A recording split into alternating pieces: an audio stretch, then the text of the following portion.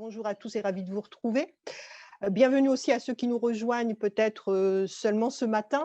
Alors, principalement pour eux, je veux simplement rappeler qu'hier, on a eu l'intervention très intéressante d'André Günther, historien donc des cultures visuelles à l'EHESS, qui nous a montré de quelle façon les supports visuels, que ce soit les photos, les images, les dessins ou les vidéos, étaient utilisés dans les luttes féministes, antiracistes et au-delà. Alors pour, nous éclairer, il s'est appuyé sur 4 types de visuels, en lien à chaque fois avec une lutte. Alors la photo du petit Aylan, cet enfant syrien retrouvé, mort sur une plage turque en 2015, pour nous parler du droit d'asile et des migrants.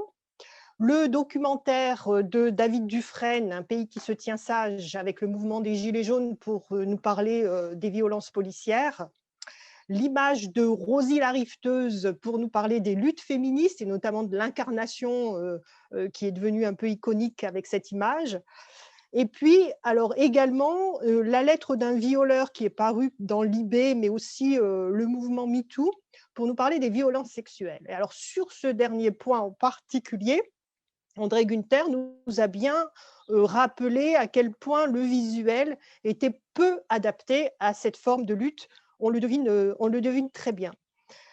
Globalement, en fait, il nous a indiqué le rôle et la fonction de l'image dans ces différentes luttes et pointé le fait qu'elles étaient avant tout des moyens d'alerte.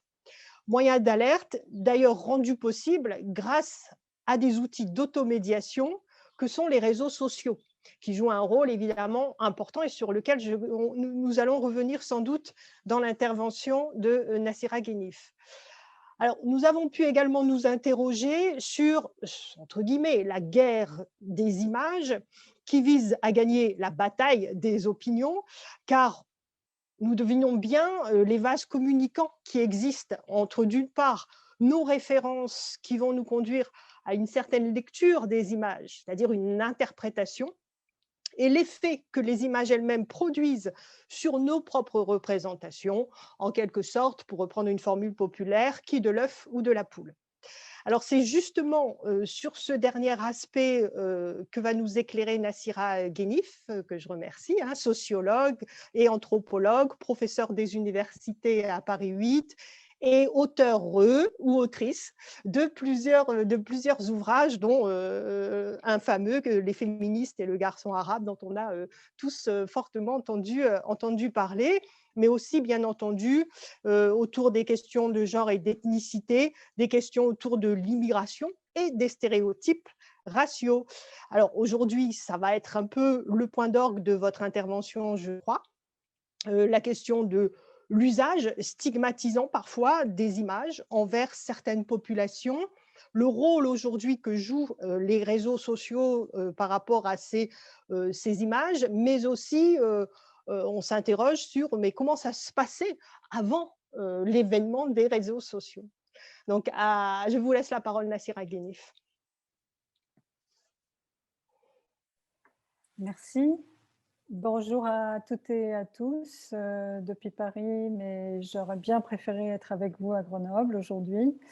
Les circonstances ne le permettent pas, mais néanmoins, je tiens à remercier toute l'équipe de la Maison de l'Image de m'avoir invitée pour cette rencontre et de saisir ainsi l'occasion de revenir sur des questions qui peuvent sembler être à la fois tout à fait récentes, mais somme toute assez anciennes aussi. On essaiera de voir en quoi est-ce qu'il y a des éléments tout à fait inédits et en quoi est-ce que quelque chose de persistant se joue dans les images et notamment dans les stéréotypes qu'elles autorisent ou qu'elles produisent ou qu'elles génèrent, non pas en tant que telles, mais dans la grille de lecture qui leur est appliquée. Alors tout d'abord, je voudrais revenir brièvement sur peut-être des éléments que j'ai indiqués dans le bref résumé qui accompagne ou qui introduit la matinée. Je remonte en fait dans mon intervention aux années 80, ce qui n'est pas très ancien finalement, puisque ça ne fait qu'une séquence de 40 années à peu près. Mais je crois qu'il n'est pas inutile de rappeler que la genèse des stéréotypes qui émergent dans les années 80 se trouve dans un héritage qui est celui des images coloniales, qui sont entrelacées avec l'expérience inédite des anciens colonisés, désormais vivant sur le sol français et installés chez l'ancien colonisateur. Ça vaut donc pour toutes les populations qui viennent d'Afrique du Nord et d'Afrique de l'Ouest. Et ce qui est tout à fait saisissant, c'est que lorsqu'on repense à la façon dont ces populations sont nommées, ce qui va contribuer d'ailleurs à introduire des lignes de fracture entre stéréotypes et descriptions, ils et elles sont souvent présentés, en majorité les hommes sont présentés comme des travailleurs immigrés et les femmes sont présentées comme des femmes au foyer. Donc de cette perception, en fait, il y a à la fois une dimension qui entend inscrire dans le temps présent la présence de ces personnes, donc elles sont là parce qu'il y a une nécessité économique à ce qu'elles soient là, et c'est ce qui va entraîner le fait ensuite de les autoriser à obtenir le regroupement familial, c'est-à-dire le fait que leur famille les rejoigne. Donc, ça, c'est un aspect qui est tout à fait frappant et qui va contribuer d'ailleurs à rendre en quelque sorte muet ou muette la référence coloniale pendant très longtemps, parce que ce qui est systématiquement, ou en tout cas euh, régulièrement occulté dans cette description de la population étrangère qui est en France et qui est installée durablement, c'est qu'elle vient des anciennes colonies et que dans l'imaginaire colonial, il y a toute une série de représentations et des stéréotypes qui sont à l'œuvre et qui ont couru pendant plus de 100 ans. Donc là, il y a toute une série de travaux qui rendent compte de ça, Mais ce qui m'intéresse là, c'est de montrer comment est-ce que cet angle mort, cet oubli en quelque sorte de ce qui a précédé l'arrivée massive des populations qui viennent des anciennes colonies, c'est précisément leur représentation à travers des traits tout à fait stéréotypés et qui étaient à la fois racialisés et sexualisés. C'est donc ces deux traits-là qui prévalent dans la représentation coloniale des populations indigènes, et c'est ces représentations-là qui, d'une certaine manière, vont se réinscrire dans les stéréotypes racistes et sexistes, puisqu'ils sont toujours liés, qui vont commencer à surgir dans les années 80 et continuer d'ailleurs à, à- à prospérer jusqu'à nos jours, selon des modalités qu'on abordera très rapidement, puisque effectivement le passage entre des images de presse qui sont donc assez rares finalement, puisque les tirages de presse sont de quelques centaines de milliers, à des images qui deviennent virales sur les réseaux sociaux, il y a évidemment toute une différence.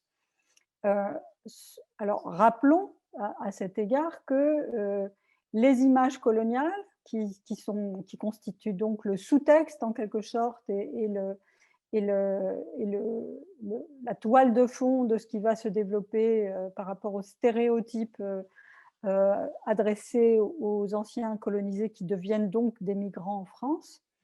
Ce sous-texte est donc relativement à la fois diffusé à travers toute une série d'entreprises, justement dans la presse écrite, à travers des films aussi qui vont viser à inscrire cet imaginaire dans l'imaginaire partagé français. Donc il est bien là, on ne peut pas dire qu'il a complètement disparu.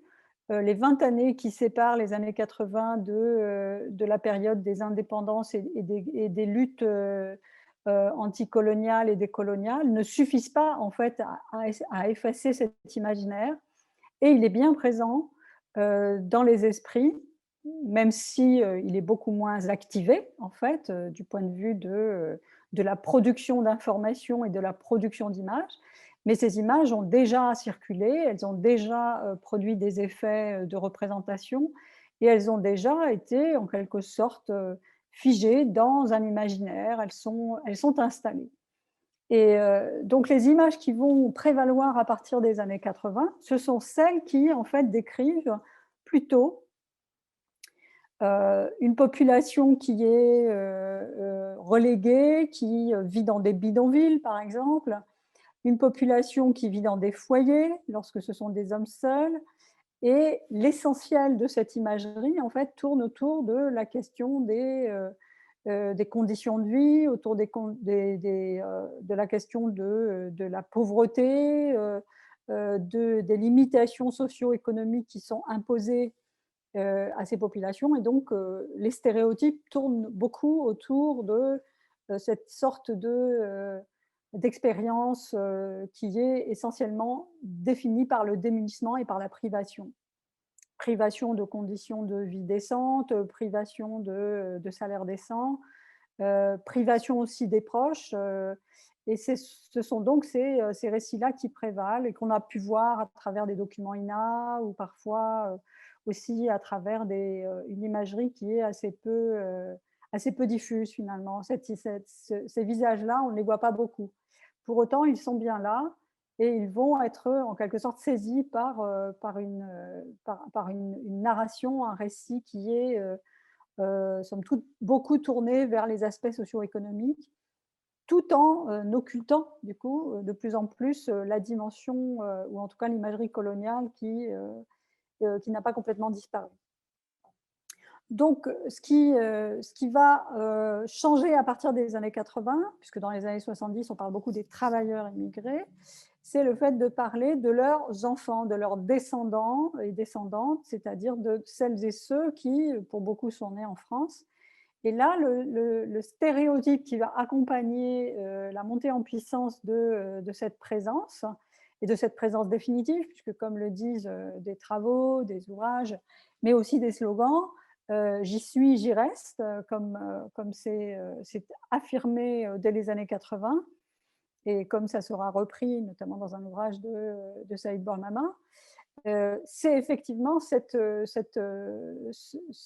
comment dire, pas seulement ce slogan, mais cette conception politique qui est en train de se mettre en avant et qui va contribuer à rendre visible une partie de la population française qui en fait n'est pas encore perçue comme française et qui ne cessera d'être altérisée dans sa présence au sein de la société française à travers des stéréotypes là aussi qui sont de nouveau racialisés et stéréotypés et sexualisés, pardon.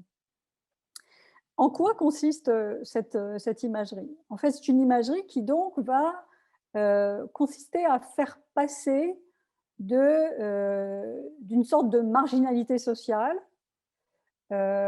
qui est donc le propre de leurs parents qui sont censés soit retourner dans leur pays, ce qui s'avérera très vite être un mythe, puisque cette logique du retour, elle est beaucoup plus invoquée pour parvenir à amortir la violence sociale et la violence économique des expériences vécues, que pour véritablement dessiner un destin et un horizon du retour qui soit effectif. Donc, il y a à la fois cette dimension particulièrement marquée de la marginalité spatiale, marginalité économique, marginalité culturelle, ce que Abdelmalek Sayad évoquait sous le terme de la culture immigrée, qui est une culture qui est toujours invoquée pour en marquer la déviance et l'inadaptation. Donc toutes ces rhétoriques sont déjà présentes dans les esprits, elles sont de plus en plus alimentées par toute une série de discours publics, mais ce qui va en fait prévaloir de plus en plus à partir des années 80, c'est la montée en puissance de stéréotypes qui de plus en plus visent à criminaliser, à stigmatiser les descendants de migrants, et tout particulièrement d'ailleurs, dans un premier temps, les jeunes garçons qui sont perçus comme étant animés d'une forme de rébellion auquel on attribue une forme de dangerosité inhérente qui serait presque atavique pour beaucoup d'entre eux. Et c'est donc à travers ce regard que les stéréotypes se développent à partir des années 80 et vont contribuer notamment à, à- à minimiser ou en tout cas à obscurcir, à chercher à ne pas donner toute sa centralité à des formes de violences sociales qui sont aussi des violences physiques auxquelles sont en but les descendants de migrants et qui se traduisent notamment par des formes de violences qui peuvent aller jusqu'à des crimes racistes.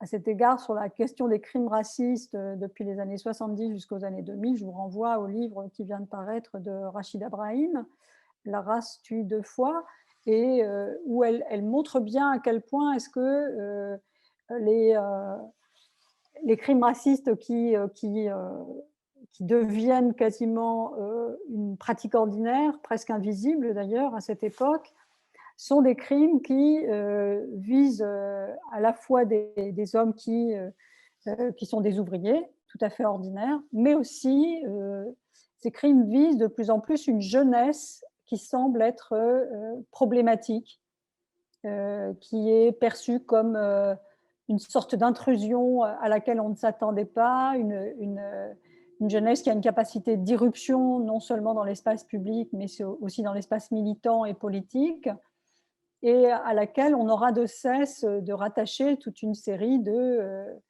de traits, de propriétés qui sont des propriétés qui visent non pas à mettre en évidence les violences qu'ils subissent, mais les violences dont ils seraient les auteurs. Donc il y a une sorte de retournement en quelque sorte de l'argument de la violence subie qui ne serait non pas celle que la société française ou certaines institutions au sein de la société française ou certaines personnes à titre individuel font subir à ces jeunes du fait de leur seule présence au sein de la société française, mais plutôt à inverser le cours des causalités et à considérer qu'en fait, ces jeunes sont eux-mêmes générateurs de violence, ils sont les auteurs de comportements et de pratiques qui ne peuvent que conduire en quelque sorte à leur réprobation et donc la production de stéréotypes qui va les viser dès lors. Donc ces stéréotypes, ils sont fondés à la fois sur une dimension qu'on pourra d'ailleurs discuter par la suite, parce qu'il me semble qu'elle renvoie à des éléments très puissants dans la période contemporaine actuelle, qui est la question de la jeunesse, en fait, hein, le fait qu'ils sont jeunes et qu'ils entendent passer leur jeunesse dans leur pays, en l'occurrence la France, et non pas dans un pays auquel on ne cesse de les renvoyer. Et donc cette dimension de la jeunesse, elle me semble être tout à fait significative dans la fabrication et dans la fabrique des stéréotypes, dans la mesure où, pour l'essentiel, les migrants ont toujours été perçus comme des travailleurs un peu sans âge, sans visage, sans épaisseur, ce qui était le propre des travailleurs immigrés, puisqu'ils étaient définis par le fait qu'ils constituaient une main-d'œuvre. Là, on passe du stéréotype, ou en tout cas de la définition en termes de main-d'œuvre, à une forme d'existence et de présence qui est beaucoup plus puissante, puisqu'elle est fondée sur la jeunesse, sur l'expérience partagée, sur le désir de participer et de prendre place au sein d'une société qui, en fait, n'a pas l'air de considérer que cette contribution présente un quelconque intérêt, voire pourrait apporter un quelconque bénéfice ou un quelconque enrichissement, en quelque sorte, à la société française. Donc, ce qui va prévaloir dès lors, c'est la mise en exergue, l'exacerbation de tout ce que cette jeunesse recèle, et notamment à travers donc une dimension racialisée et sexualisée, à la fois cette forme d'altérité racialisée qui consiste à les figer dans une forme d'étrangeté irréductible, c'est-à-dire qu'ils ne pourraient pas être aptes à manifester des traits de similitude, de ressemblance, à trouver des espaces communs d'expérience qui les rattacheraient et qui les lieraient durablement à la société dans laquelle ils vivent. Et d'autre part, des stéréotypes sexués et sexuels, voire même d'une sorte d'outrance sexuelle, qui est particulièrement comment dire, montée en épingle, enfin, exaltée dans les stéréotypes et qui va conduire de fil en aiguille. En fait, ce qui est intéressant, c'est qu'à partir des années 80, c'est déjà présent, ça, cette forme de risque ou de dangerosité à la fois raciale et sexuelle qu'incarneraient littéralement hein, ces jeunes hommes. Euh, Par contraste avec le stéréotype de la beurette qui, elle, manifesterait tous les signes de l'approbation, de la conformation et de la parfaite adéquation avec la société française, notamment dans son versant qui serait celui qu'on ne cessera dès lors de réitérer et de reconduire, qui est celui des droits des femmes, bien mal défendu dans la société française pendant très longtemps, mais qui, semble-t-il, serait devenu une sorte de, de marque de fabrique de la société française, n'est-ce pas? Elle serait particulièrement apte et encline à défendre les droits des femmes, et notamment des femmes les plus opprimées, ce qu'on veut attribuer en quelque sorte aux hommes dits arabes ou aux hommes immigrés ou aux hommes qui viendraient qui sont identifiés comme venant des anciennes colonies. Donc, dans l'activation de ce double stéréotype à la fois racialisé et sexué entre filles et garçons, il y a à la fois une sorte de persistance de l'image coloniale, de l'imagerie coloniale, une expression de la dangerosité sociale des classes les plus dominées, et la résurgence d'un orientalisme qui n'a jamais complètement disparu en fait de l'imaginaire français et qui lui fait percevoir des figures qui sont à la fois présentes et absentes, des figures qui sont à la fois inscrites dans la société française mais qui en sont constamment extraites pour être renvoyées à leur altérité et à la menace qu'elles constituent. Et donc, toute la question est celle, précisément, de stéréotypes positifs ou négatifs qui vont, en quelque sorte, permettre d'instaurer une narration qui est celle d'une société française qui, à la fois, défend des principes éminemment valorisés, hein, ce qu'on appelle aujourd'hui les valeurs, d'ailleurs, hein, sans toujours percevoir que dans la notion de valeur, il y a quelque chose qui se joue à la hausse ou à la baisse et qui n'est pas toujours si stable que ça. Et comment est-ce que, effectivement, cette façon de rendre compte de cette dimension civilisationnelle à travers des stéréotypes va conduire à ce que ceux-ci soient activés de façon plus ou moins variable et plus ou moins intense, et parfois même paroxystique, pour à la fois défendre cette conception d'une société particulièrement civilisée et en quelque sorte mettre en scène les différents protagonistes selon qu'ils sont chargés négativement ou positivement d'un point de vue stéréotypé. Donc, pour répondre à cette première question sur la genèse de ces images, on voit à quel point est-ce que ces images sont à la fois héritées et en quoi est-ce qu'elles vont être reconverties, elles vont être recomposées au fil des années 80. Et au terme des années 80, ce qu'on observe, c'est à la fois donc un stéréotype masculin qui est particulièrement inscrit dans une imagerie coloniale et indigène, en fait, hein, d'une sorte d'extériorité à la civilisation, et des images féminines qui vont être de plus en plus ambiguës, ou en tout cas polarisées, entre d'une part la beurette qui serait l'expression idéale de ce à quoi doivent aspirer les descendants de migrants qui vivent en France, avec surtout cette dimension de la disponibilité sexuelle et de la déracialisation de leur comportement, hein, c'est-à-dire qu'elles ne seraient plus définies par leurs origines, mais elles adopteraient un comportement qui, en quelque sorte, leur épargnerait une sorte de vindicte qui va d'ailleurs conduire à ce que progressivement les beurettes soient de plus en plus définies et identifiées comme des objets sexuels. C'est quelque chose sur laquelle on pourra revenir, parce que là, c'est la phase des réseaux sociaux qui nous permet de comprendre comment est-ce que l'image virale de la beurette passe de la candidate idéale à l'intégration à la future actrice contrainte de la scène pornographique et du marché sexuel ouvert et complètement trépidant.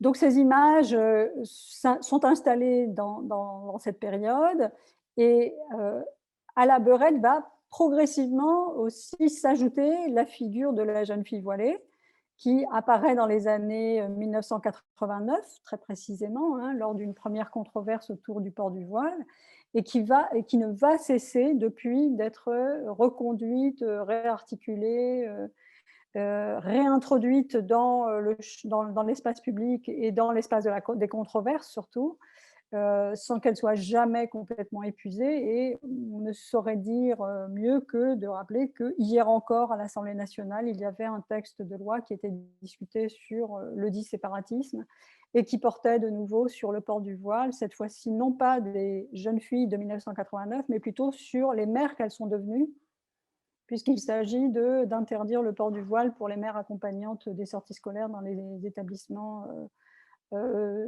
publics. Donc, cette genèse des images, on voit à quel point est-ce qu'en fait, elle a fini par produire de véritables courants iconographiques, de véritables dynamiques de prolifération des images, à tel point que, effectivement, aujourd'hui, il est difficile, c'est peut-être même pour ça que je n'ai pas besoin de vous montrer des images, je pense que tout de suite, ça évoque des choses pour vous, même si je pourrais faire un bref retour sur certaines d'entre elles qui me semblent être particulièrement marquantes, ou en tout cas marquantes par l'absence de ce qu'elles n'y montrent pas, peut-être. Mais ce qui est sûr, c'est que l'impact aujourd'hui de leur circulation est central à la fois sur les rapports sociaux, euh, qui sont eux-mêmes de plus en plus pénétrés par des discours racistes et sexistes qui s'entrecroisent. Donc on le voit effectivement, première chose que je tenais à rappeler et qui me semble importante, c'est que en fait, dans les stéréotypes racistes, ou plutôt quand on est face à un stéréotype raciste, on n'est jamais loin d'un stéréotype sexiste. Le sexisme vise à avilir les représentations des femmes, soit de personnes assignées à une identité féminine, mais cette assignation, en fait, elle vise tout autant des hommes, et notamment lorsqu'ils subissent des formes de représentation exacerbée de leurs traits physiques ou de leur caractère qui sont perçus comme étrangers. Donc ça va de la couleur de peau, de la crépitude des cheveux, jusqu'à une forme de nervosité ou en tout cas de susceptibilité qui est souvent relatée ou rappelée lorsque l'on parle d'hommes qui ne sont pas considérés comme appartenant à la majorité ou au groupe dominant de la société en France. Et donc, c'est cet entrecroisement, cet entrelacement entre stéréotypes racistes et stéréotypes sexistes, c'est la matrice centrale de ce qui va se développer à partir des années 80 et qui ne va cesser d'être reconduit jusqu'à la période actuelle. Alors, ce qui est tout à fait saisissant dans cette postérité, dans à la fois cette prolifération, mais aussi la façon dont cette prolifération prospère, c'est qu'elle va elle va passer d'un âge où finalement les images sont assez rares, elles sont d'un usage modéré, voire même elles sont effacées. Il n'est pas rare effectivement que, par exemple, toutes les problématiques racistes ou tous les événements racistes que l'on peut observer soit l'objet d'une seule image, ou qu'il n'y ait pas d'image qui rende compte, ou que ces images soient présentes, par exemple, dans la presse locale, mais pas dans la presse nationale, soient présentes sous forme de photos dans la presse, mais pas dans les médias, et pas à la télévision, par exemple, qui était le média principal dans les années 80-90, et que même dans les reportages radio, finalement, ce n'est pas forcément toujours les questions qui sont les plus évoquées, ces questions qui sont celles de la prolifération des stéréotypes racistes et sexistes. Donc il faut attendre un autre médium, d'une certaine manière, il faut, non pas attendre, mais il faut constater qu'il y a bien cette montée en puissance de la capacité à faire circuler ces images qui va apparaître avec les réseaux sociaux. Et d'une certaine manière, je le dis peut-être de façon un peu provocatrice, mais il semblerait que les rapports sociaux et donc la façon dont ils sont sous-tendus par des discours racistes et sexistes vont être progressivement remplacés par des réseaux sociaux qui viennent les supplanter, les déborder, et qui vont contribuer notamment à ce que ces rapports sociaux soient dits essentiellement dans le langage des réseaux sociaux, c'est-à-dire dans un langage qui est beaucoup plus direct, qui est beaucoup plus elliptique et en même temps beaucoup plus explicite. Hein, c'est-à-dire qu'à l'économie des mots va répondre le fait que l'on choisit un vocabulaire de plus en plus direct dans ce qui est exprimé. Et c'est donc ce qui nous amène à cette période contemporaine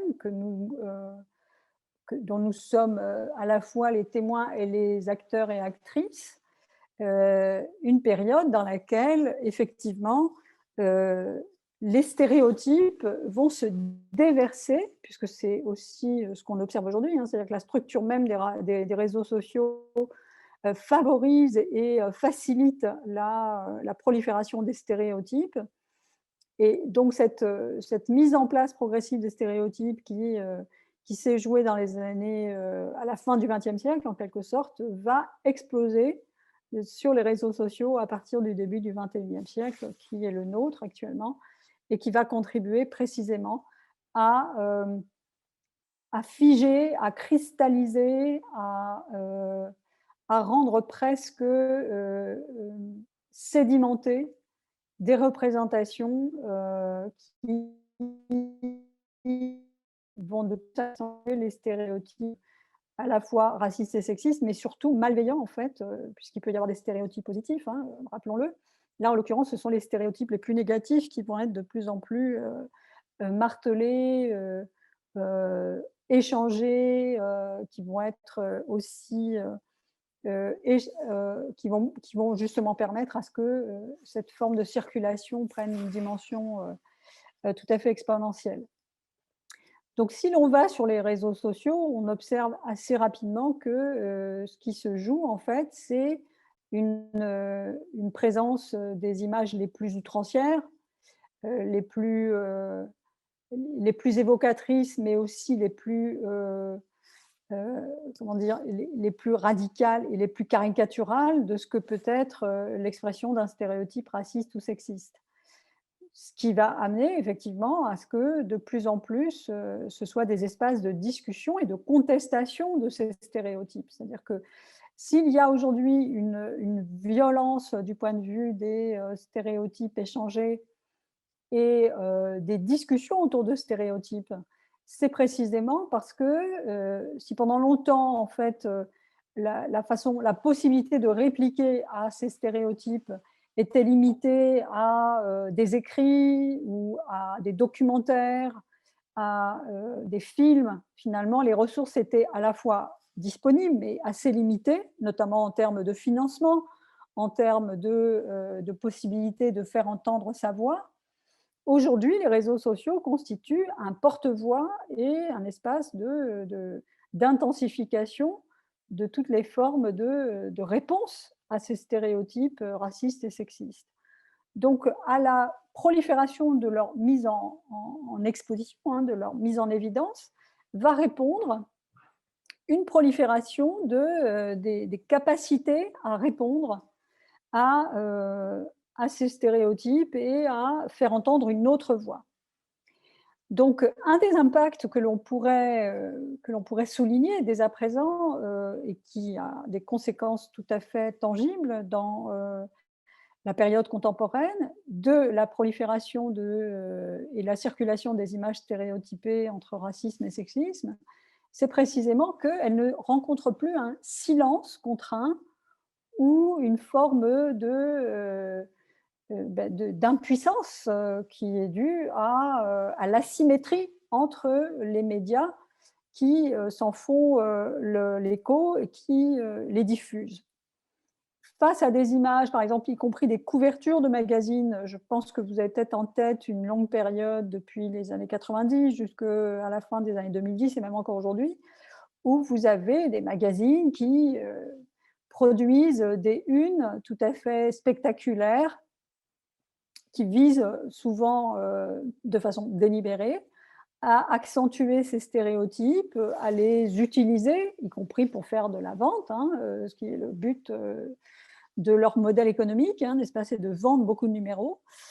Et donc, à cette fin, les unes sont souvent voilà, placardées d'images de femmes voilées le plus possible, c'est-à-dire y compris le voile intégral, mettent en scène des circonstances de violence urbaine avec des silhouettes de jeunes hommes dont on ne sait pas très bien s'ils sont ni jeunes ni hommes d'ailleurs, mais bon, on le suppose. Et puis c'est surtout ce qui est affirmé par les manchettes, avec des scènes aussi de ségrégation urbaine, toute une série de pratiques et de propos qui vont effectivement entériner, accentuer cette représentation.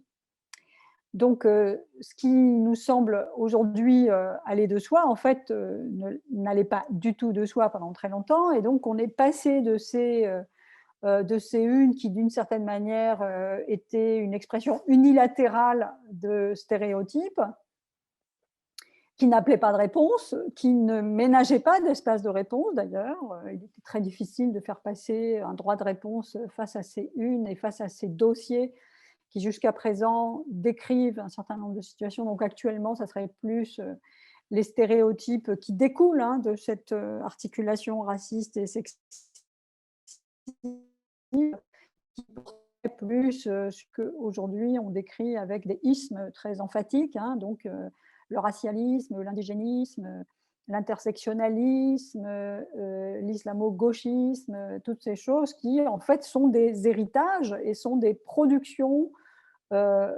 progressives de ces stéréotypes qui ont cours depuis maintenant près d'un demi-siècle.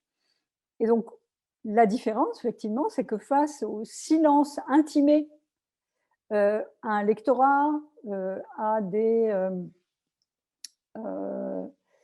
à des populations qui sont décrites de façon extrêmement caricaturale, ben, se fait jour en fait des formes de réponse, des formes de prise de parole qui vont essentiellement investir les réseaux sociaux, constitués comme un espace de rapport social en tant que tel. C'est-à-dire que les rapports sociaux ne disparaissent pas, au contraire, évidemment, puisque nous pouvons difficilement nous abstraire de la société à laquelle nous appartenons, mais ces rapports sociaux vont trouver un espace une modalité supplémentaire d'expression, une modalité inédite jusqu'alors, à la fois de déploiement, mais aussi de mise en cause de toute une série de propos et de pratiques qui ont cours dans les rapports sociaux ordinaires pour les mêmes personnes. Donc, il s'agit à la fois de témoigner de ces rapports sociaux ordinaires, y compris lorsque, effectivement, ils mobilisent des actes racistes et sexistes, et d'en fournir l'analyse. Donc, ce qui va changer du point de vue de cette fabrique des stéréotypes, c'est qu'elle va, elle va être en quelque sorte installée dans un espace qui est un espace non pas virtuel mais digital. Hein, c'est pas parce que virtuel peut donner l'impression que ça n'existe pas vraiment, alors que si, ça existe tout à fait. La preuve, les réseaux sociaux font l'objet d'un usage immodéré pendant des heures. Hein, ça devient une sorte de quête et de pratique sociale en soi. Et donc, ces réseaux sociaux, à la fois, vont être un espace de traduction des rapports sociaux et un espace d'explicitation de ces rapports sociaux, où il s'agit précisément d'affronter les stéréotypes qui sont mis en œuvre, de montrer en quoi est-ce que ces images stéréotypées sont des images blessantes, sont des images qui heurtent pas seulement les sensibilités, comme on disait autrefois, mais heurtent des vies, hein, c'est-à-dire qu'elles percutent des vies et qu'elles peuvent conduire à ce que, précisément, ces vies-là, qui n'ont donc rien de virtuel, peuvent être affectées durablement par à la fois la production et l'exposition de ces images stéréotypées.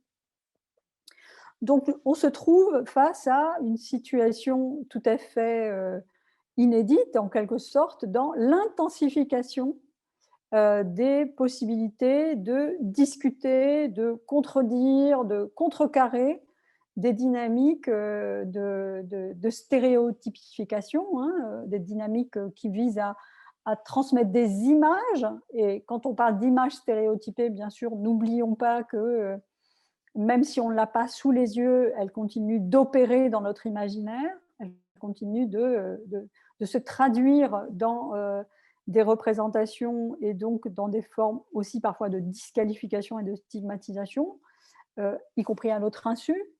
Et là, j'inclus tout le monde, c'est-à-dire que personne n'est exempt et ne peut se prétendre parfaitement libre de toute représentation stéréotypée d'individus ou de situations ou d'événements. Et c'est donc ce qui est particulièrement marquant aujourd'hui, c'est le fait de pouvoir mettre en exergue, mettre en évidence, corriger, interpeller sur les réseaux sociaux toute une série de mises en scène ou de modes d'exposition des stéréotypes qui, pendant très longtemps, ont d'une certaine manière prospéré en toute impunité. Et donc, je voudrais insister sur ce point pour finir. Les luttes qui ont cherché à contrer ces représentations négatives dans les années 80 se jouaient essentiellement dans la rue et à travers une production assez modeste, finalement, lorsque on la regarde avec le recul, mais qui a un immense mérite, c'est de s'être constitué contre vents et marées, c'est-à-dire contre d'immenses difficultés matérielles pour parvenir à exister. D'où toute une production à la fois audiovisuelle, peut-être même on pourrait dire artistique, hein, puisque le champ de tout ce qui concerne le hip-hop ou le rap aujourd'hui est directement hérité de cette expérience des stéréotypes racistes et sexistes qui ont prévalu à partir des années 80. Donc tout ce champ-là s'est constitué, mais force est de constater qu'il n'a pas réussi à contrecarrer à la fois ces représentations négatives, mais surtout les racines, les sources de ces représentations. Et là, je reviens à mon propos initial, c'est-à-dire que dans la mesure où elles sont une survivance, un héritage qui n'a pas du tout été ni objectivé, ni en quelque sorte démantelé à la fois du fonctionnement ordinaire de la société française, mais aussi de ses institutions et de ses instances les plus éminentes, dès lors que les survivances coloniales persistent dans les représentations stéréotypées, il est éminemment difficile de parvenir à en rompre les mécanismes et à en dérégler les ressorts, en quelque sorte. Donc ces ressorts continuent à agir aujourd'hui et à produire toute une série de reconductions, de réitérations et de nouvelles proliférations des stéréotypes en question. Donc face à ce premier moment qui a été celui des manifestations, des marches, qui persiste jusqu'à aujourd'hui, c'est un effort qui qui ne cesse d'être réactivé et d'être enrichi du point de vue des modes d'action, force est de constater en fait que le champ des luttes s'est déplacé de façon explicite et effective sur les réseaux sociaux et que toutes les manifestations physiques, hein, c'est-à-dire les marches dans les rues, les appels à se tenir sur une place ou à se rassembler pour faire nombre et pour protester contre des pratiques ou des discours, euh, sont de plus en plus l'émanation de ce qui se joue sur les réseaux sociaux. Alors, je voudrais peut-être rappeler la façon dont aujourd'hui, et vous le savez sans doute mieux que moi, puisque contrairement à vous, je ne suis pas sur les réseaux sociaux, donc j'en parle comme d'une expérience à la fois proche et lointaine, même si j'y vais souvent, mais en tout cas, je ne suis pas quelqu'un qui intervient sur les réseaux sociaux. Donc, à ce titre-là, je dirais surtout que ce qui est frappant, c'est que pendant très longtemps, les appels à manifester, par exemple, les appels à s'élever contre les violences policières, contre les crimes racistes, contre les lois qui sont considérées comme étant des lois qui atteignent les droits fondamentaux et qui ont une charge raciste, ces appels se sont toujours faits à travers des affichages, par exemple, à travers des appels qui pouvaient être plus ou moins relayés par la presse, à travers, alors peut-être plus récemment, les messageries électroniques. Mais là où on atteint une forme d'accélération et d'intensification tout à fait inédite des formes de lutte contre les stéréotypes racistes, sexistes et contre leurs effets tangibles, c'est qu'aujourd'hui, ça sera plus sur Instagram qu'on appellera à manifester ou sur Facebook qu'à travers une campagne d'affichage. Et on voit bien en quoi est-ce que la campagne d'affichage, elle a une portée limitée dès lors qu'on la compare en termes d'impact et en termes de puissance de diffusion à ce qui peut se jouer sur un fil Twitter ou sur une page Facebook. Ou encore, comme c'était le cas récemment, sur des comptes Instagram, ce qui est aussi une manière tout à fait saisissante de voir comment est-ce que des espaces qui avaient été considérés comme des espaces plutôt d'expression de soi, des espaces qui pouvaient être considérés aussi comme souvent très égocentriques ou comme très vont devenir de prise de parole et d'imposition ou d'expression d'un point de vue tout à fait tangible. Donc, ce qui est frappant aujourd'hui, et je conclurai là-dessus, c'est de voir comment est-ce que ces espaces à la fois donnent un relief tout à fait saisissant à ces images stéréotypées racistes et sexistes, comment est-ce qu'ils permettent d'en magnifier d'emblée le caractère outrancier, le caractère mensonger, le caractère blessant. Et comment est-ce que simultanément va s'engager un échange à ce propos, alors qu'il soit plus ou moins virulent, qu'il soit plus ou moins violent, qui peut conduire jusqu'à effectivement être qualifié de cyberattaque contre des personnes. Et c'est quelque chose qu'on observe aujourd'hui tout à fait, de façon tout à fait tangible. Le dernier exemple, un des derniers exemples se situe d'ailleurs chez vous, hein, à Grenoble, puisqu'il s'agit de toute la polémique qui a été développée autour des protestations d'étudiants à l'Institut d'études politiques de Grenoble concernant l'intervention et les interactions avec certains de leurs enseignants. Tout cela tournant autour d'un mot qui est alors, un des vecteurs les plus féconds d'images stéréotypées entre racisme et sexisme, c'est le mot d'islamophobie.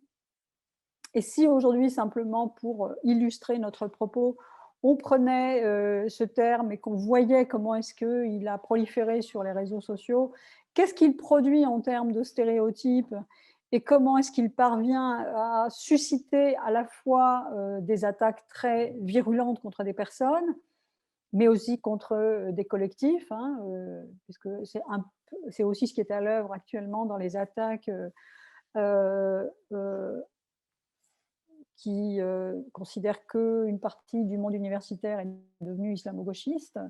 On voit bien à quel point est-ce que derrière ces stéréotypes et ces imageries inventées de toutes pièces, en fait, continuent de se dérouler un récit et comment est-ce que ce récit est précisément contrecarré, comment est-ce qu'il est porté par des luttes qui n'ont pas cessé de se reconduire et de se réitérer depuis les années 80 et qui aujourd'hui sont initiés sur les réseaux sociaux pour parvenir à investir un espace qui est celui justement de la sphère politique, au point que parfois les réseaux sociaux deviennent eux-mêmes la sphère politique, se substituent à d'autres espaces, donnent le là, hein, affirme un ton particulier qui ensuite ne peut qu'être repris par les acteurs politiques et par les acteurs militants. Donc, c'est ces aspects-là que je voulais souligner pour vous. Et puis, je propose ensuite qu'on en rediscute. Je pense que techniquement, ça a été un peu compliqué pour moi de mettre des photos en évidence pour vous, mais je vous renvoie en fait à ce que nous pouvons tous et toutes faire, c'est-à-dire précisément aller sur les réseaux sociaux et voir à quel point est-ce que ces images sont omniprésentes et à quel point est-ce qu'elles contribuent de façon bénéfique ou maléfique, en fait. Hein, et ce serait ça, d'une certaine manière, cette ambivalence qu'il faudrait mettre en évidence. Comment est-ce que le fait de montrer certaines choses va conduire à ce que cela puisse ensuite activer des stéréotypes et les rendre éminemment puissants dans leur circulation et dans leurs effets sociaux et dans leurs effets psychiques aussi, puisque, on le sait bien, les réseaux sociaux sont un langage à la fois social et psychologique qui s'adresse à nous à travers des formes visuelles, mais aussi à travers des images mentales. Donc, ce sont ces éléments-là que je voulais partager avec vous. Et je vais maintenant laisser la place à la discussion avec Nadia, je pense, et avec les personnes qui nous écoutent et que je remercie de leur attention. Merci beaucoup, Nassira Ghenif, pour l'ensemble de ces éléments, c'est vrai, très riches, hein, qui donnent lieu à beaucoup de voies, de questions possibles. Alors, c'est vrai que sur le chat, certaines personnes ont regretté de ne pas avoir quelques images, mais on entend bien les aspects. Oui, voilà, alors on peut prendre le temps éventuellement de montrer quelques images. Et puis, une demande à ce que vous reveniez sur l'explication et le lien entre les cultures de rap, hip-hop, etc., et les stéréotypes racistes post-coloniaux, sachant que le propos étant de dire que finalement, ce sont des formes culturelles aujourd'hui largement, qui dépassent largement en fait le cadre des jeunes, entre guillemets, racisés. Voilà, donc si vous pouviez à la fois, si vous avez l'occasion de revenir là-dessus et de montrer peut-être quelques images, si c'est possible. Oui, tout à fait. Alors, en fait, les images que j'ai retrouvées, c'est des images figées qui datent des années 80, en fait, et ça ne me semblait pas inutile de les avoir en tête parce que c'est précisément le contrepoint de tout ce qu'aujourd'hui on ne voit plus. Donc, je vais essayer de voir si j'arrive à vous faire entrer dans mon dossier partagé, parce qu'en fait, c'est là que ça se passe.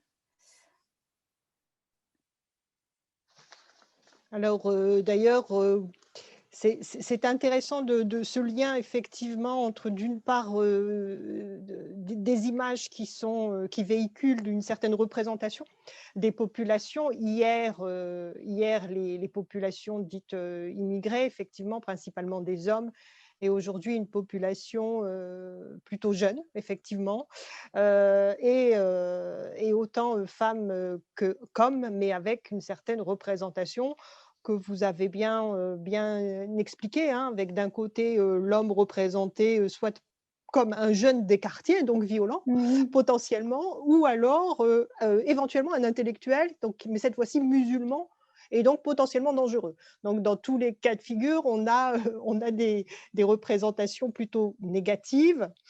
Quant aux femmes, vous l'avez souligné, c'est plutôt aujourd'hui une femme voilée ou alors un objet sexuel. Donc là aussi, des images très, très limitées. Et pendant que vous cherchez vos images potentiellement, moi j'ai une autre question qui est liée à l'objectif finalement, qui est poursuivi à travers, le fait de véhiculer des images aussi négatives. Certains, considèrent que, il s'agit à travers ça d'une manœuvre de diversion, mais les agents qui prônent ce type d'image sont quand même relativement variés. Donc on pourrait s'interroger sur l'objectif poursuivi. C'est-à-dire, est-ce qu'il y aurait un stratagème, un accord tacite Mhm. pour pouvoir, nous détourner des vrais problèmes? Ou est-ce que c'est quelque chose de bien plus, ancré et finalement, peut-être, du coup, inconscient? Oui, tout à fait. Alors là, il y a une image, mais elle est toute petite malheureusement. Je ne sais pas si vous voyez bien. C'est visiblement dans un quartier, de logement social et sur une porte, il y a écrit: «Nous sommes tous du gibier à flics» et c'est une Mmh. image ancienne, en fait, qui date des années 80 et qui montre assez bien en quoi est-ce que, la rhétorique, en fait, de se trouver face à la police et de devoir, en quelque sorte, sauver sa peau est une rhétorique très ancienne que je reprendrai d'ailleurs par rapport à la question sur le rap. Mais pour revenir à ce que vous évoquez de façon, tout à fait, essentielle, effectivement, il y a bien quelque chose qui se joue là et qui, d'une certaine manière, va, complètement alimenter, toutes les, heu, toutes les strates, en quelque sorte, de la réflexion et de la représentation. La question qu'on est en droit de se poser aujourd'hui, effectivement, c'est celle à laquelle vous faites allusion, c'est comment se fait-il que les représentations stéréotypées soient aussi riches, en fait, qu'elles soient aussi permanentes, persistantes, et comment se fait-il aussi qu'elles soient aussi, aussi négatives, en fait, dans leur connotation? En fait, on est dans une situation à franc renversé, c'est-à-dire que, la plupart du temps, ce qui est représenté, c'est, le caractère nocif, le caractère nuisible de cette jeunesse et il y aurait surnagerait face à tout ça, de temps en temps, une représentation qui serait beaucoup plus favorable et qui serait, beaucoup plus, on va dire, comme une sorte d'exception qui confirmerait la règle et c'est Mmh. précisément contre ça, en quelque sorte, que se constituent les réseaux sociaux. Donc ce qui est intéressant, c'est qu'il y avait un espace pour, cette scénographie qui consisterait à dire, ce sont des générations qui n'ont pas manifesté ou qui n'ont pas voulu manifester leur loyauté à l'égard de la société française, leur capacité à répondre à des attentes, leur aptitude à la conformité. Et donc, on expliquerait qu'il y a quelques exceptions. Ce que les réseaux sociaux montrent aujourd'hui, en fait, et explicitent, y compris de façon extrêmement brutale parfois, hein, en usant d'un vocabulaire très direct, c'est le fait que, en fait, si, cette jeunesse-là, elle est là, elle n'a pas à manifester le fait qu'elle est bénéfique à la société française. Pourquoi le ferait-elle? Est-ce que le reste de la jeunesse le fait? Alors, on pourrait se poser la question aujourd'hui du fait que c'est toute la jeunesse, en fait, d'une certaine manière, qui est mise en cause, hein. Et notamment depuis le début de la pandémie, il y a comme une sorte de sentiment de pouvoir s'autoriser en quelque sorte à remettre en cause l'ensemble de la jeunesse. Or, ceci, en fait, ça a été pendant très longtemps réservé à la jeunesse racisée, c'est-à-dire à la partie de la jeunesse qui était la plus en but à des formes d'attaques racistes, de stéréotypes racistes. Et c'est d'autant plus intéressant que effectivement, ça permet de montrer à quel point est-ce que ce discours-là, en fait, aujourd'hui, il est contrecarré sur les réseaux sociaux. Donc c'est peut-être pour ça que c'est un espace qui est autant considéré comme violent. C'est parce que s'ils disent des choses qui étaient jusqu'alors inaudibles, ou qui étaient contrecarrées, c'est-à-dire qui étaient réduites au silence et qui n'avaient pas vocation à se faire entendre.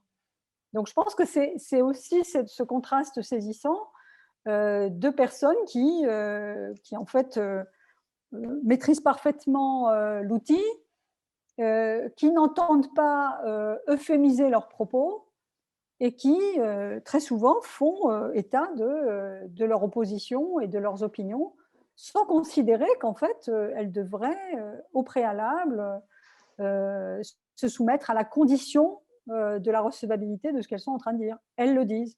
Elles sont beaucoup plus directes et explicites dans ce qu'elles manifestent. Et je pense que là, il y a un effet de génération qui conduit à une forme de sidération de la part de personnes qui, effectivement, ne parviennent plus à endiguer, en quelque sorte, cette dynamique de la prise de parole qui ne s'en laisse plus compter, en quelque sorte. Je crois que ça renvoie à la question sur le rap. Peut-être que je pourrais rapidement évoquer ça. Oui.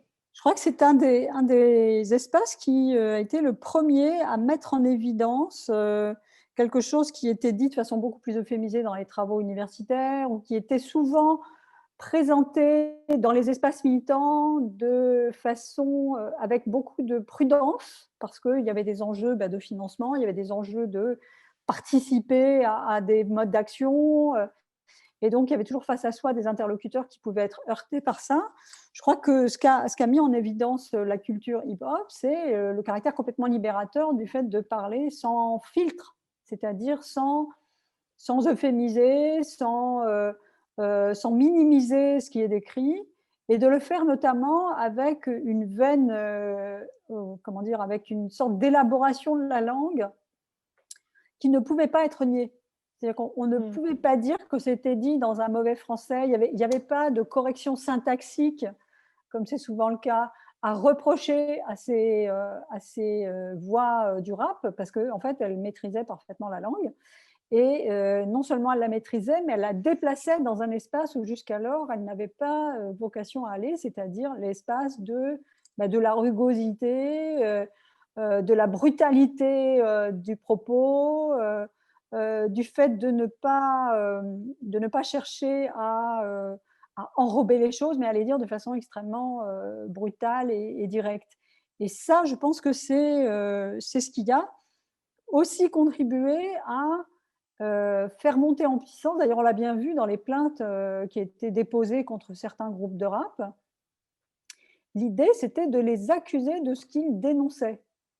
Ils dénoncent le racisme, et donc l'accusation qui a été la plus régulièrement opposée, c'était le fait qu'ils étaient racistes contre la police, blanc.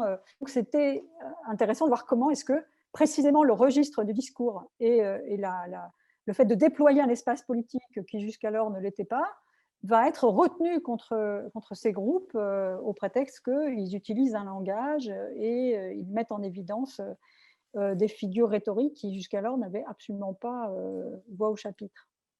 Oui, mais avec peut-être un effet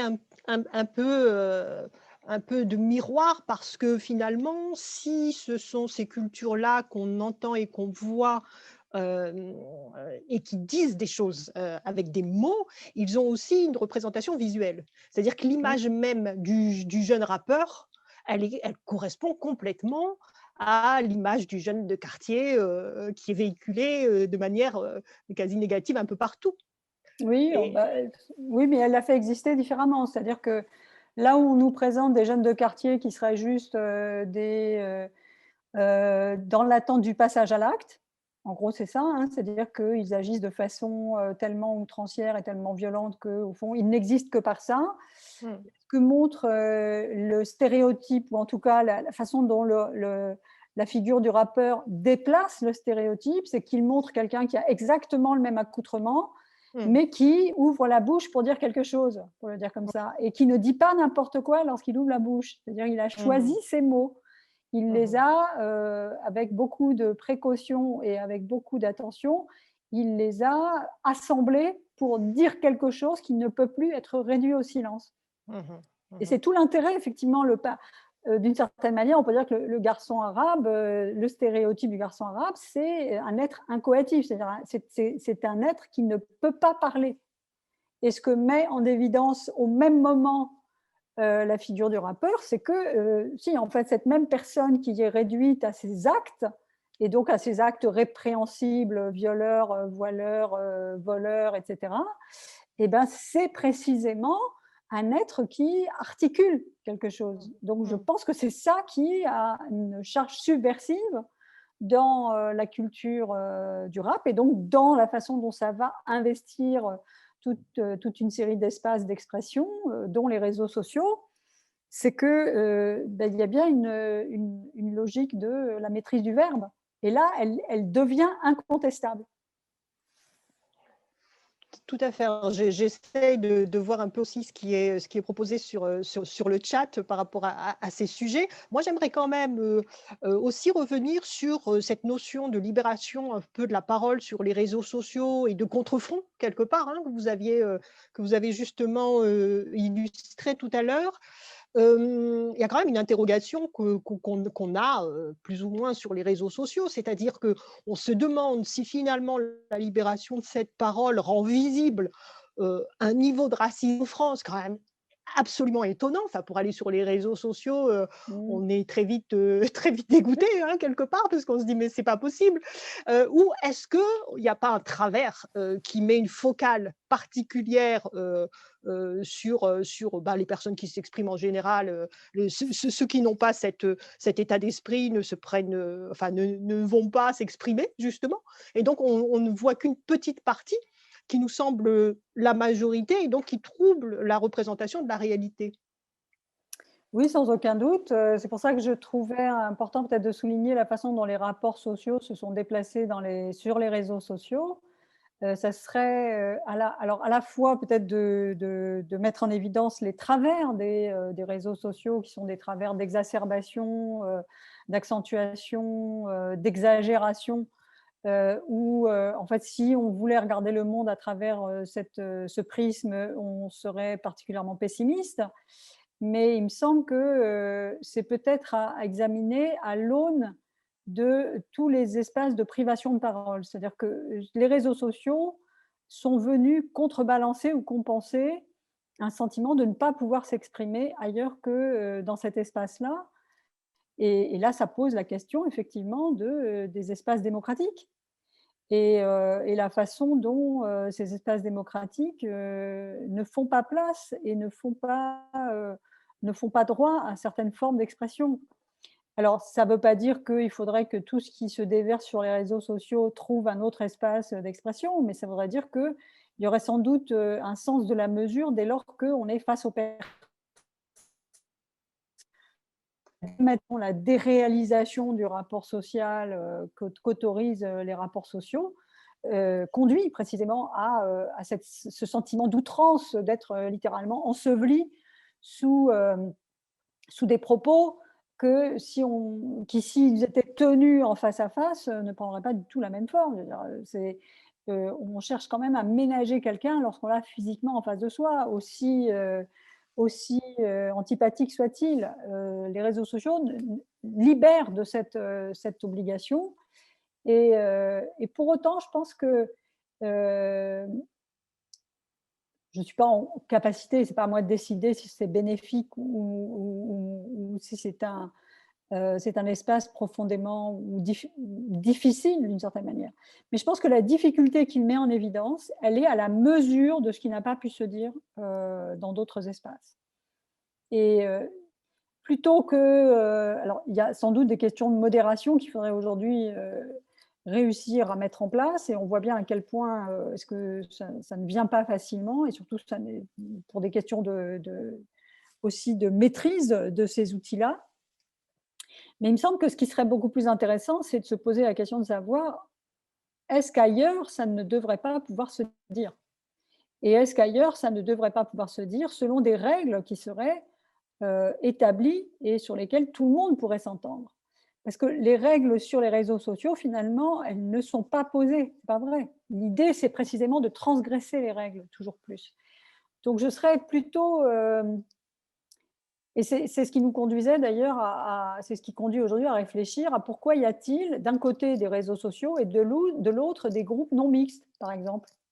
Pourquoi y a-t-il des espaces dans lesquels euh, certains et certaines estiment que c'est le seul lieu qui leur permet d'exprimer des expériences qui sinon ne trouvent pas place pour être entendues et pour être partagées d'ailleurs, hein, parce que je ne suis pas sûre que les réseaux sociaux ce soit un espace de partage, c'est un espace de joute oratoire. Mmh. Et donc le contrepoint d'une certaine manière des réseaux sociaux, le contrepoint à la fois de l'excès d'une parole qui est très peu régulée et de la réduction au silence de la prise de parole, ce sont des espaces qui sont aménagés par celles et ceux qui considèrent qu'il leur est absolument nécessaire. Oui, donc pour éviter justement ces espèces de batailles, en fait, de postures des uns et des autres, mais qui n'a pas le même objectif qu'effectivement des groupes de parole à ce sujet. Alors, ce qui est mis en avant aussi dans le chat, c'est que pour revenir sur la fameuse culture hip-hop ou rap, c'est aussi, alors évidemment, avec des mots, ils expriment tout ça, ce contre-discours, mais il y a parfois aussi des propos avec de certaines violences, voire un certain sexisme, etc. Alors, qu'est-ce que finalement on peut en dire aussi là-dessus? Bah, il ne faut pas trop s'étonner que les stéréotypes sexistes et racistes qui ont proliféré et qui continuent à circuler, enfin, ça serait étonnant qu'ils ne se retrouvent pas sur les réseaux sociaux. Moi, il me semble que face à ça, il y a des... Alors, c'est intéressant parce qu'il y a la logique du signalement qui est censée jouer, en fait. Ce qui est très curieux, c'est que en fait, on signale très peu les propos sexistes et racistes sur les réseaux sociaux, alors que ce recours existe. Et donc, si c'est très peu utilisé, la question, me semble-t-il, est de savoir à quoi servent et de quoi les réseaux sociaux, à quoi ils répondent d'une certaine manière. Pourquoi est-ce il faut aller là pour, en quelque sorte, déverser des tombereaux d'attaques ou de jugements péremptoires et péjoratifs? Quel est l'espace manquant qui fait que celui-ci est désormais surinvesti?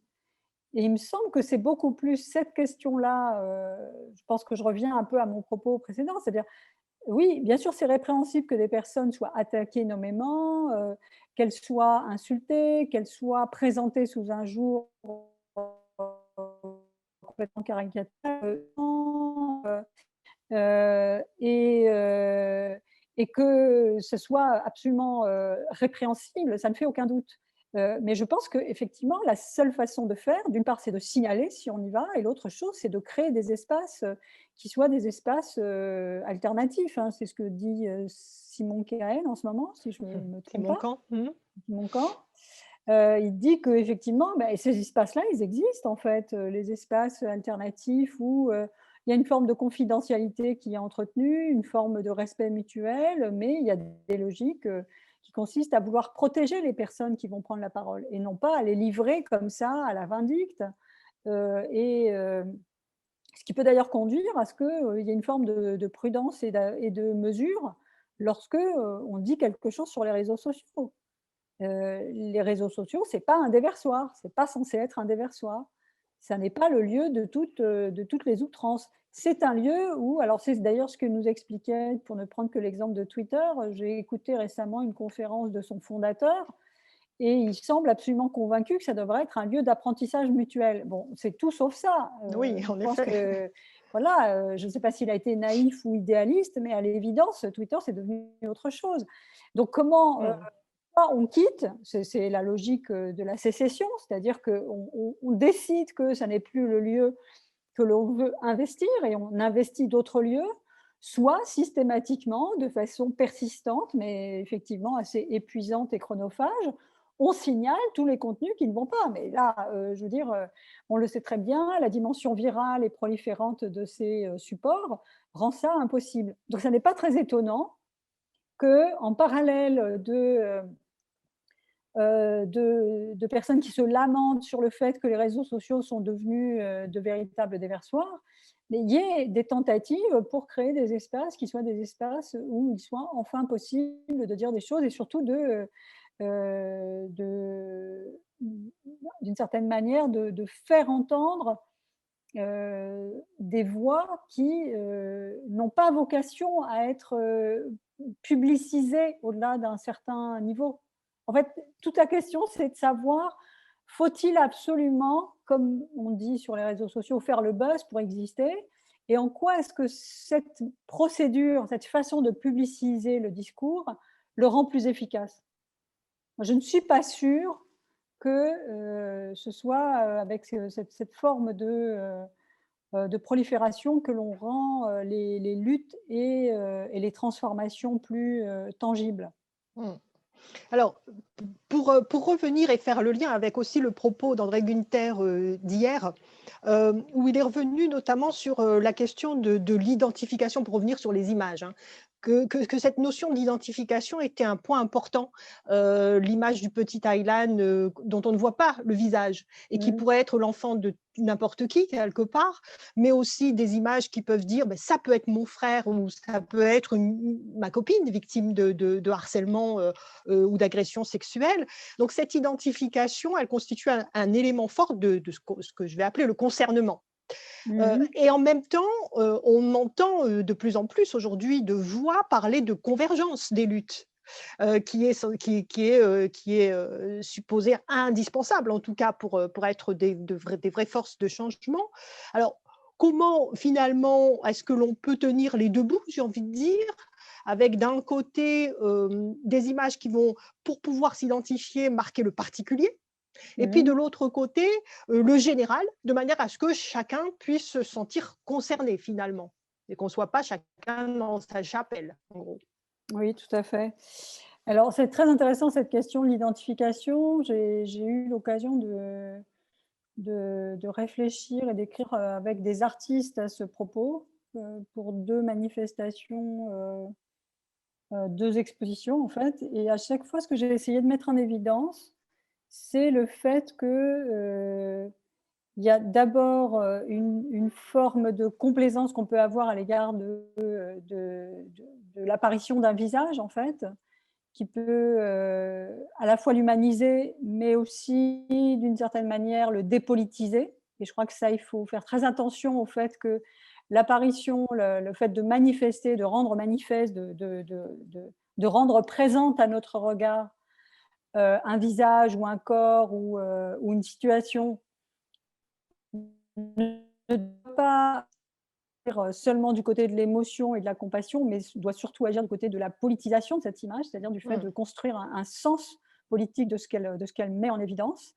Et l'image du petit enfant sur la plage en Turquie a typiquement contribué d'une certaine manière à dépolitiser en fait, hein. C'était parce qu'elle était trop violente en fait, parce qu'elle renvoyait à quelque chose de viscéralement ancré en nous, qui certes renvoie à notre humanité, mais ne nous permet pas ensuite d'articuler ça d'un point de vue de l'action politique. Et il suffit simplement de voir comment est-ce que les politiques européennes d'accueil des migrants se sont ensuite durcies, se sont détournées du sauvetage en Méditerranée, par exemple. On le voit très bien avec Frontex. Frontex a été en quelque sorte intensifié après la publication de cette image, après la publication des images des camps de Lesbos et autres. Donc, on peut s'interroger sur la puissance de ces images. Donc, je crois qu'il y a d'abord cet aspect-là, et le fait effectivement que tout ça peut prendre parfois une forme tellement exotique que ça n'atteint pas le but qu'on pourrait espérer atteindre. Et d'un autre côté, et là ça va dans le sens de ce que vous évoquez sur les convergences des luttes, j'ai eu l'occasion de m'interroger et d'interroger des personnes autour de moi sur le fait que pendant longtemps, et ça c'est quelque chose qui a été réajusté au moment de la mobilisation des Gilets jaunes. Faut-il montrer le visage de personnes qui sont sans papier, par exemple? Faut-il les montrer, elles? Faut-il les mettre en danger, donc, hein, puisque comme elles sont sans papier, elles risquent de subir un préjudice à être montrées?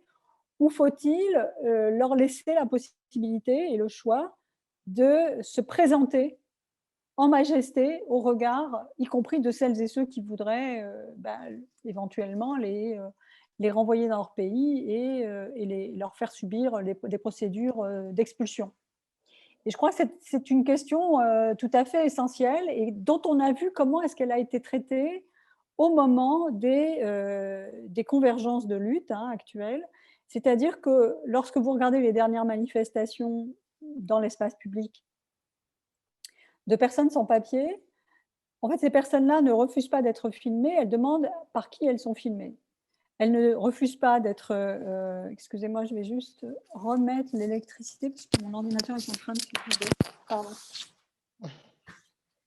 Alors, n'hésitez pas à poser vos questions. Il nous reste très peu de temps, évidemment, hein, mais Là, ça serait dommage on pourra bien prendre 5 minutes encore si vous avez d'autres questions. Je voulais juste finir là-dessus. Je pense que les convergences des luttes ont bien montré qu'il était possible en fait de tout rendre visible dès lors que cette visibilité a un support politique, c'est-à-dire qu'elle est soutenue par une lutte et soutenue par une revendication.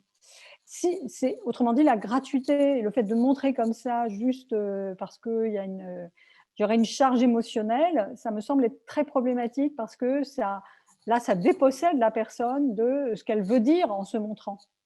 Et donc, ce qui est toujours important, c'est de parvenir à faire passer le message des personnes qui se montrent, que ce soit sur la question des sans-papiers, des migrants, ou que ce soit sur la question du climat, ou que ce soit sur la question des violences policières ou des violences sexuelles. Je pense que ce qui est toujours important, c'est de parvenir à restituer le sens qui est donné par la personne qui se montre, qui se donne à voir. Et ça, c'est quelque chose qui est souvent perdu de vue, c'est-à-dire qu'on interprète les photos, les images, on leur donne, on leur attribue un commentaire et on leur attribue une orientation.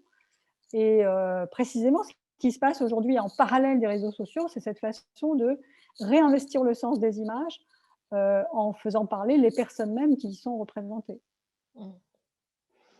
Très bien. Donc, je ne vois pas forcément d'autres questions sur le chat. Il est 11h30, on arrive au terme de cette présentation.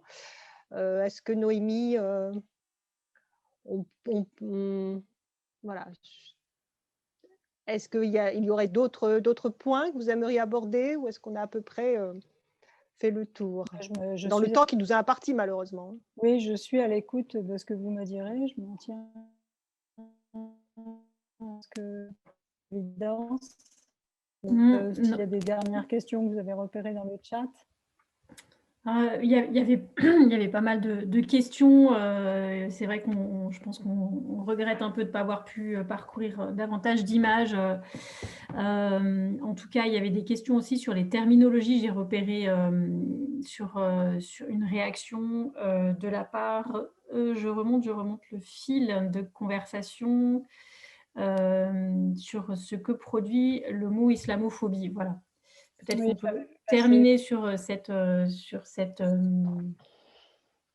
question-là. Tout à fait. Alors moi, je pense qu'en fait, le mot islamophobie, il participe vraiment du répertoire de l'altérité radicale.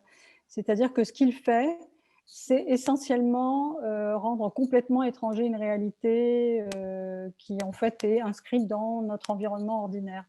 Alors, il y a deux exemples, il y a deux parallèles qu'on peut faire. Par exemple, pourquoi est-ce que le mot islamophobie n'est pas recevable alors que le mot xénophobie l'est, ou que le mot judéophobie l'est, ou que le mot homophobie l'est? Et donc là, je pense que ce qu'il faut garder à l'esprit, c'est ce que parvient à faire ce mot dans un travail qui est un travail de réduction à l'altérité, d'impossibilité de s'identifier à la fois aux personnes qui subissent le racisme anti-musulman et d'effacer d'une certaine manière les opérateurs de l'islamophobie.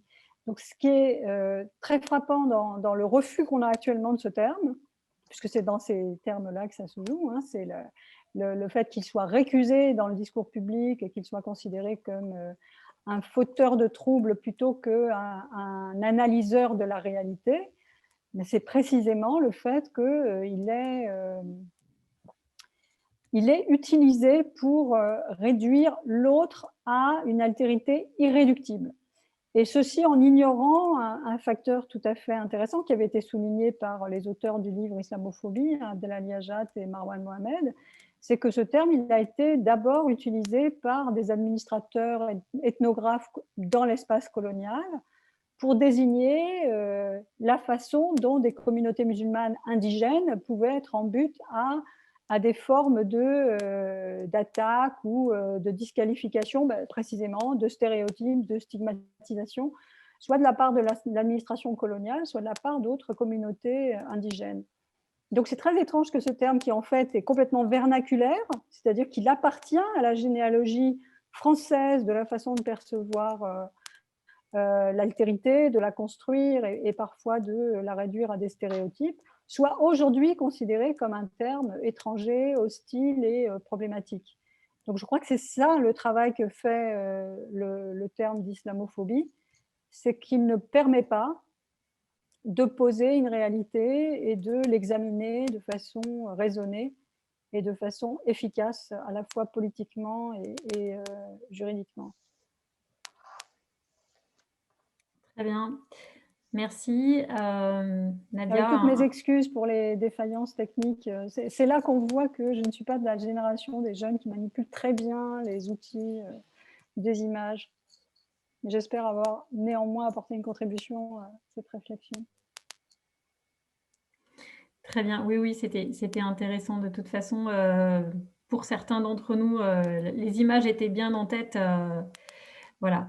Nadia, tu souhaitais ajouter quelque chose ? Non, non, je pense que, bon, évidemment, le temps court ne permet pas d'aborder un certain nombre de questions, hein, puisque c'est vrai que dans le chat, il y avait aussi des questions autour du passage des nouveaux modes de lutte entre la marche pour l'égalité des années 80, ou appelée la marche des beurs, et puis aujourd'hui le mouvement Adama, par exemple.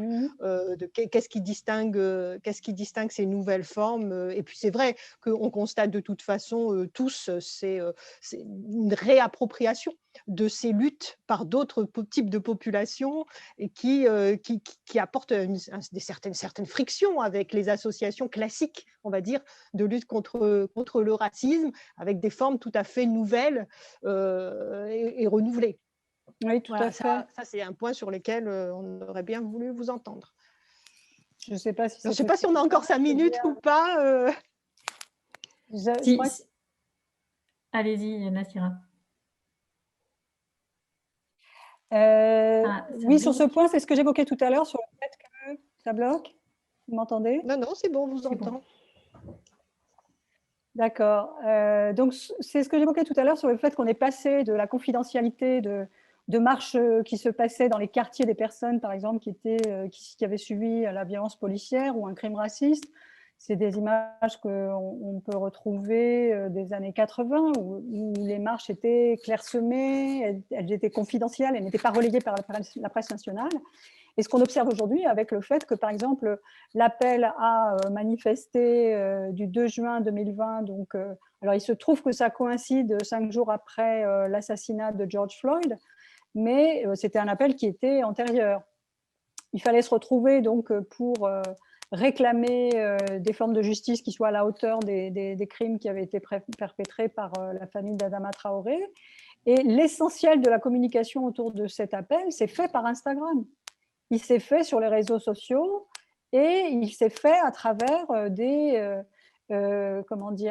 donc à la fois à travers des vecteurs qui sont éminemment inédits du point de vue des modes de communication et qui sont extrêmement efficaces parce que non seulement ça permet d'appeler, et là, donc ça veut dire qu'il y a tout un public qui jusqu'alors ne s'intéressait pas à ce qui se jouait dans les discussions sur les violences policières et qui va être mobilisé, mais qui va de surcroît être réactif à ce qui se passe. C'est-à-dire qu'il y a une sorte d'appel dans l'appel, c'est-à-dire qu'à mesure que le rassemblement a lieu, il y a aussi des personnes qui rejoignent, il y a des personnes qui relaient, il y a des personnes qui commentent. Donc il y a quelque chose de l'ordre de l'ampleur du rassemblement qui est inédit du point de vue de ce qu'on a pu observer jusqu'à présent. Et c'est d'ailleurs ce qui s'est renouvelé à la République quelques semaines plus tard. Et c'est aujourd'hui, et c'est ce qu'on a vu pendant les Gilets jaunes, en fait, cette forme de réactivité qui fait que on n'est pas en but et on n'est pas soumis à des injonctions du point de vue de la limitation dans l'espace, du point de vue de la forme que va prendre l'expression militante et politique. Là, il y a quelque chose de tout à fait inédit, effectivement, qu'on n'a pas connu jusqu'à présent et qui fait que ça commence et ça finit sur les réseaux sociaux. Mais est-ce qu'au-delà du mode, à savoir les réseaux sociaux, il n'y a quand même pas aussi des formes d'action, ou en tout cas un discours, j'ai envie de dire, qui est quand même différent, puisque ce qui est mis en avant notamment, c'est la difficulté pour les associations dites de lutte contre le racisme, par exemple, dites classiques, de mobiliser des jeunes, notamment, des jeunes concernés, principalement, par rapport à des mouvements comme Adama, où là, on voit effectivement la population cible se mobiliser beaucoup plus largement. Est-ce que c'est que les réseaux sociaux qui produisent ça ou c'est autre chose? Non, je pense qu'il y a aussi un constat de l'essoufflement et peut-être aussi de l'inefficacité de toute une mouvance militante qui, en fait, non pas parce qu'elle était inapte, mais parce qu'elle s'est heurtée à des formes de résistance institutionnelle et politique très fortes. Et ça, c'est quelque chose que les réseaux sociaux contournent. C'est-à-dire que lorsque vous vous mobilisez par rapport à une cause, d'abord, vous le faites ponctuellement. Je pense que ce n'est pas inutile de rappeler que faire un travail militant au sein d'une association, c'est un travail de constance, de persistance, de longue haleine, et qui peut parfois se solder par des échecs. Ce qu'on observe entre les périodes de 1980 et aujourd'hui, on voit bien quelles sont les luttes antiracistes qui ont abouti et celles qui n'ont pas abouti. Et on voit bien pourquoi est-ce qu'il a fallu à un moment donné parler en termes d'antiracisme politique et non plus seulement en termes d'antiracisme moral, parce que l'antiracisme politique prétendait précisément mettre en évidence les échecs de toute une série de luttes qui avaient été beaucoup trop institutionnalisées et pas assez radicales. Donc, ce que permettent les réseaux sociaux, c'est à la fois des engagements spectaculaires, ponctuels, mais aussi des engagements qui, d'une certaine manière, contrecarrent et contredisent le monde de la militance à la fois associative et politique tel qu'il s'est déployé depuis des décennies.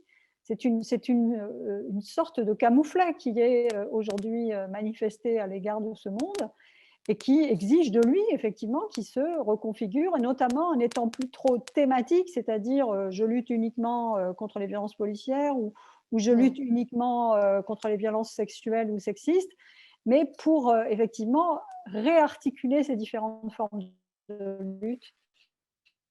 Et c'est ce qui transparaît sur les réseaux sociaux. C'est le fait de ne pas vouloir laisser de côté et de faire son affaire de toutes les formes de mobilisation en s'autorisant à être dans une forme de multipositionnalité. Je ne suis pas arrimée ou je ne suis pas assignée à une seule forme de lutte. Je me prévaux de la possibilité de me réclamer de autant de luttes que les circonstances l'exigent. Et c'est ça qui fait des formes de convergence tout à fait inédites, qui peuvent sembler très labiles, très parfois un peu inconsistantes, mais qui me semblent être augurées d'une forme de conscience politique qui ne passe pas forcément par le fait de s'engager dans une association ou dans une structure identifiée, délimitée. C'est ce qui fait toute la différence aujourd'hui. Donc, il y a quelque chose de l'ordre de l'insaisissable parfois. Oui, en tout cas, ça permet aussi de mettre sur l'agenda politique des questions choisies qui ne sont pas forcément celles portées par des associations peut-être plus conventionnelles, plus institutionnelles finalement.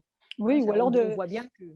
Tout à fait. Et en fait, ce qui est important, ce qui est vraiment intéressant dans ce que vous soulignez, c'est le fait que souvent, les la cartographie et le partage des tâches associatifs est débordé par les formes de conscience politique et militante qu'on observe aujourd'hui. C'est-à-dire que non, il n'y a pas à spécifier de façon aussi limitée les formes de lutte dans lesquelles on doit s'engager. Et donc, vous vous retrouvez avec des personnes qui, à la fois, luttent contre l'homophobie et le racisme et qui sont dans les mêmes mouvements, dans les mêmes mobilisations, qui se retrouvent sur les mêmes comptes, qui discutent des mêmes choses dans les espaces Instagram ou Facebook. Et ça, c'est très déroutant pour des personnes qui ont longtemps pensé que quand on luttait contre l'homophobie, ben, on ne luttait que contre l'homophobie et que les questions de racisme, c'était autre chose. Non, en fait, aujourd'hui, il y a des interrelations très étroites qui se jouent et qui, d'ailleurs, souvent mettent à profit des espaces de connaissance, des espaces de partage de savoir, qui sont de plus en plus informels aussi. Ça, je l'observe à partir de ma position à l'université. Je vois très bien que beaucoup des étudiantes et des étudiants avec lesquels j'interagis ont leurs propres espaces de formation intellectuelle. Et ils n'attendent pas tout de ce que je peux leur apporter à l'université. Ce qu'ils attendent de moi, c'est que je sois dans une logique d'intensification et d'approfondissement. Mais les travaux, ils les connaissent, ils les ont lus, ils les échangent. Et donc ça amène à une forme d'humilité aussi du point de vue des fonctions et des apports qu'on est censé avoir à l'égard de ces espaces. C'est qu'ils ont une intensité du point de vue de leur fonctionnement et de leur activité, de leur dynamique, qui n'a rien à envier avec ce qu'on peut voir dans des espaces qui sont parfois très institués et du coup peut-être parfois un peu lourds à manipuler.